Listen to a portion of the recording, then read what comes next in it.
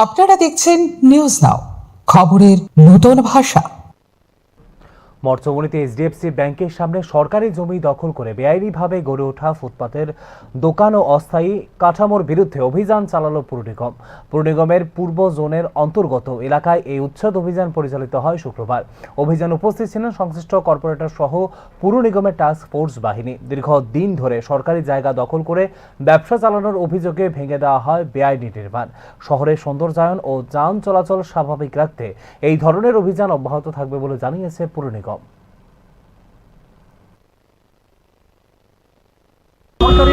সরকারি জায়গার উপর যখন কেউ ব্যক্তিগত মালিকানাধীন কেউ কোনো কনস্ট্রাকশন করবে, এটা অবৈধ এবং সেটা আমরা আজকে এটা করছে এক দুদিন আগেই, তো আজকে আমরা এগুলো ডিমোলিশ করার প্রসেস চলছে। এরকম করার ফলে মানুষের কিরকম অসুবিধা হয়? আপনি সরকারি জায়গা যখন পাবলিক দখল করবে তো মানুষের তো অসুবিধা হওয়াটাই স্বাভাবিক। মানুষের যাতে অসুবিধা না হয় সেই চেষ্টাই আমরা আগরতলা শহরে, আপনারা জানেন মাননীয় মেয়র সাহেব বিভিন্নভাবে আগরতলাকে সুন্দরভাবে সাজিয়ে তোলার চেষ্টা করছেন, আমরা সকলে সহযোগিতা করছি। এবং পাশাপাশি আপনারা কিছুদিন পূর্ব দেখেছেন মাননীয় মেয়র সাহেব নিজে থেকে বিয়েবাড়ি ভাঙ্গা বা অন্যান্য জায়গায় পরিষ্কার করা, আমরা বটতলা থেকে দুর্গাচরণে পরিষ্কার করা, সেটার অঙ্গ হিসেবে আজকে আমাদের এখানে করে। এবং এরকম যে কনস্ট্রাকশনগুলি বেআইনিভাবে করা হয় সবগুলি ভাঙার একটা চেষ্টা আমাদের চলে।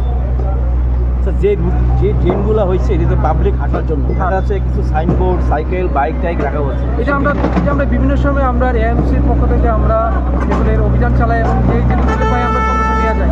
তারপরে আবার করে এটা একটা কন্টিনিউয়াস প্রসেস, আমরা এটা সামনের দিন আমরা থাকবে, কোনো সাইনবোর্ডের রাস্তা রাখা যাবে না। আমাদের এসটি কমিশনার সাহেব উনিও থাকেন এটার মধ্যে, সকলে মিলে আমরা এটা করে থাকি। ঠিক আছে।